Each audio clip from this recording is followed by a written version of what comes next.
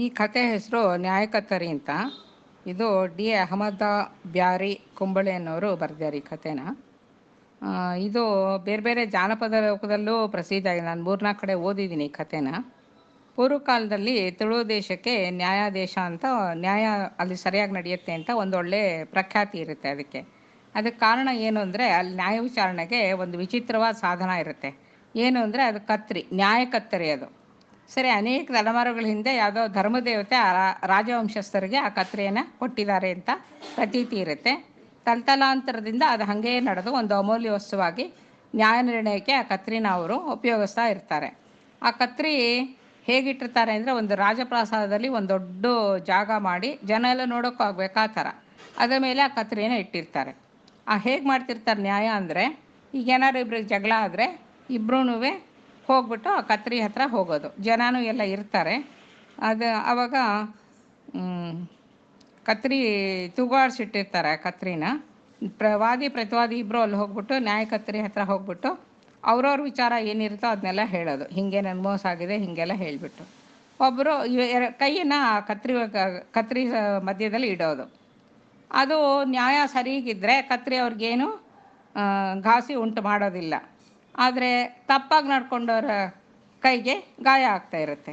ಈ ಥರ ನ್ಯಾಯ ನಿರ್ಣಯ ಅಲ್ಲಿ ನಡ್ಕೊಂಬರ್ತಾ ಇರುತ್ತೆ. ಎಷ್ಟೋ ಕಾಲಗಳಿಂದ ಅದು ಹಾಗೇ ನಡ್ಕೊಂಬರ್ತಾ ಇರುತ್ತೆ. ಹಾಗೇ ಎಲ್ಲ ಚೆನ್ನಾಗೇ ಇರುತ್ತೆ. ಸರಿ, ಈ ಥರ ಇರಬೇಕಾದ್ರೆ ಒಂದಿನ ಆ ಕತ್ತರಿಗೆ ನಿರ್ಣಯ ಮಾಡೋಕ್ಕೆ ಆಗದೇ ಇರೋವಂಥ ಒಂದು ಪ್ರಸಂಗ ನಡೆಯುತ್ತೆ. ಅದು ಹೇಗಾಗುತ್ತೆ ಅಂದರೆ, ಇಬ್ಬರು ವ್ಯಾಪಾರಿಗಳಿರ್ತಾರೆ. ಅವರಿಬ್ಬರು ಮೊದಲಿಂದ ಸ್ನೇಹಿತರಾಗಿರ್ತಾರೆ. ಆಗ ಒಬ್ಬ ವ್ಯಾಪಾರಿ ತಾನು ಬೇರೆ ದೇಶಕ್ಕೆ ಹೋಗಬೇಕು, ಸ್ವಲ್ಪ ಪ್ರವಾಸ ಹೋಗಿ ಬರಬೇಕು ಅಂದ್ಬಿಟ್ಟು ತನ್ನ ಸ್ನೇಹಿತನ ಹತ್ರ 100 ಬಂಗಾರದ ಮೊಹರಿಗಳಂದರೆ ಬಂಗಾರದ ನಾಣ್ಯಗಳು ಕೊಟ್ಬಿಟ್ಟು, ಇದನ್ನು ಭದ್ರವಾಗಿ ಇಟ್ಕೊಂಡಿರು, ನಾನು ತಿರುಗಿ ಬಂದಾಗ ನನಗೆ ಕೊಡು ಅಂತ ಹೇಳ್ತಾನೆ. ಸರಿ, ಸ್ವಲ್ಪ ದಿನ ಅವನೆಲ್ಲ ತಿರುಗಾಡ್ಕೊಂಡು ಬರ್ತಾನೆ. ಅದನ್ನ 2 ವರ್ತಕ ಏನು ಹೇಳ್ತಾನೆ ಅಂದರೆ, ಅವನು ಯಾವ ದೇಶಕ್ಕೆ ಹೋದ್ನೋ ಏನೋ ಗೊತ್ತಿಲ್ಲ, ಆ ಬಂಗಾರದ ಮೊಹರಿಗಳನ್ನು ನೋಡೋಣ ಅಂದ್ಬಿಟ್ಟು ಅವನು ತಾನೇ ಇಟ್ಕೊಂಡ್ಬಿಡ್ತಾನೆ. ಸರಿ, ಆಮೇಲೆ ಇಬ್ಬರಿಗೂ ವಾಪಸ್ ಬಂದು ಕೇಳ್ತಾನೆ ಅವನು, ಆ ಬಂಗಾರದ ಮೊಹರಿ ಕೊಡೋದಿಲ್ಲ, ನಾನೇನು ಕೊಟ್ಟೇ ಇಲ್ಲ, ನೀನು ಎಲ್ಲೋದೋ ಏನೋ ನನಗೇನು ಗೊತ್ತು, ಇನ್ನೊಬ್ಬರು ವಸ್ತು ತೊಗೊಳ್ಳೋ ಬುದ್ಧಿ ನನಗಿಲ್ಲ ಅಂತ ಅವನು ವಾದ ಶುರು ಮಾಡಿಬಿಡ್ತಾನೆ. ಇಬ್ಬರಿಗೂ ಜಗಳ ಆಗಿ ಕೊನೆಗೆ ಕತ್ತರಿ ನ್ಯಾಯದವ್ರಿಗೂ ಬರುತ್ತೆ, ಆ ವಿಷಯ ಕತ್ತರಿದವ್ರಿಗೂ ಬರುತ್ತೆ.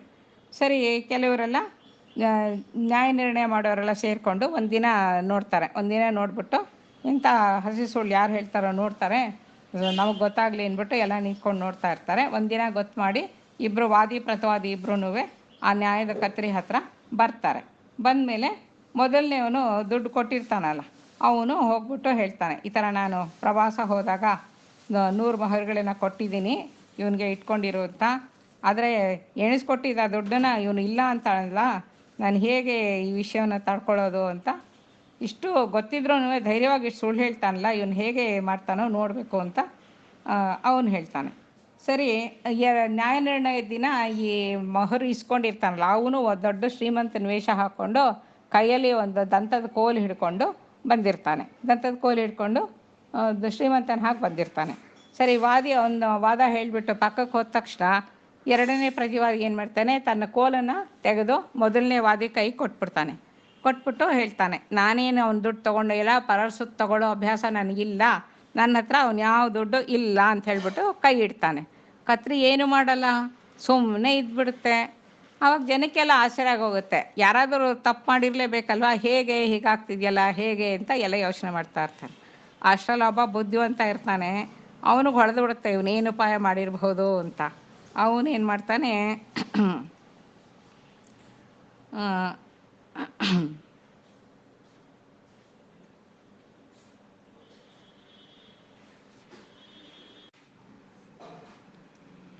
ಎರಡನೇವನು ತನ್ನ ಉತ್ತರವನ್ನು ಹೇಳಿಬಿಟ್ಟು ನಾನೇನು ಇಟ್ಕೊಂಡಿಲ್ಲ ಅಂತ ಕೆಳಗೆ ಬಂದು ನಗ್ತಾ ನಗ್ತಾ ಅವನ ಕೈಯಿಂದ ಅದಂಥದ್ದು ಕೋಲು ಇಸ್ಕೊಂಡ್ಬಿಡ್ತಾನೆ. ಅದನ್ನು ನೋಡ್ತಾ ಇದ್ದ ಪ್ರೇಕ್ಷಕರಲ್ಲಿ ಒಬ್ಬನಿಗೆ ಸಂದೇಹ ಬಂದ್ಬಿಡುತ್ತೆ, ಅಲ್ಲ ಈ ಕೋಲು ಅವನ ಕೈ ಕೊಟ್ಟ ಮತ್ತೆ ಈಸ್ಕೊಂಡಲ್ಲ, ಇದರಲ್ಲೇ ಏನೋ ಮಾಯ ಇರಬೇಕು ಇದರದ್ದು ಅಂದ್ಬಿಟ್ಟು ಜನ ಎಲ್ಲ ಗುಂಪು ಸೇರಿಕೊಂಡು ಆ ಕೋಲನ್ನು ಈಸ್ಕೊಂಡು ಅದನ್ನು ನೋಡಿದ್ರೆ ಅದರೊಳಗಡೆ ಅದು ಟೊಳ್ಳಾಗಿರುತ್ತೆ. ಅದರೊಳಗೆ ಸರಿಯಾಗಿ 100 ಬಂಗಾರದ ನಾಣ್ಯಗಳನ್ನು ಹಾಕಿ ಅದನ್ನು ಭದ್ರಪಡಿಸಿ ಒಂದು ಆಕರ್ಷಕ ಕೋಲು ಕೈಲಿ ಹಿಡ್ಕೊಳ್ಳೋ ಥರ ಮಾಡಿಬಿಟ್ಟು ಇಟ್ಕೊಂಡಿರ್ತಾನೆ ಅವನು. ಸರಿ, ಇನ್ನೇನು ನ್ಯಾಯ ನಿರ್ಣಯ ಸರಿ ಹೋಗುತ್ತಲ್ಲ ಬಂಗಾರದ ಮೊಹರೆಲ್ಲ ನೋಡಿ ಆದಮೇಲೆ. ಆದರೆ ಅವನಿಗೆ ನ್ಯಾಯ ಸಿಕ್ಕತ್ತೆ. ಆದರೆ ಆಮೇಲೆ ಏನಾಗುತ್ತೆ ಅಂದರೆ ಪ್ರಜೆಗಳಿಗೆ ಕತ್ರಿ ಮೇಲೆ ವಿಶ್ವಾಸ ಹೊಟ್ಟೋಗುತ್ತೆ. ಈ ಥರ ಯಾರಾದ್ರು ಕಿಲಾಡಿತನ ಮಾಡಿದ್ರೆ ಅದನ್ನು ನಂಬ್ಕೊಳ್ಳೋಕ್ಕಾಗೋದಿಲ್ವಲ್ಲ. ಆ ಕಾಲದಿಂದ ಅದು ಹೋಗಿ ಯಥಾ ಪ್ರಕಾರ ಎಲ್ಲರ ಹಾಗೆ ನ್ಯಾಯ ನಿರ್ಣಯ ನಡೀತಾ ಹೋಗುತ್ತೆ.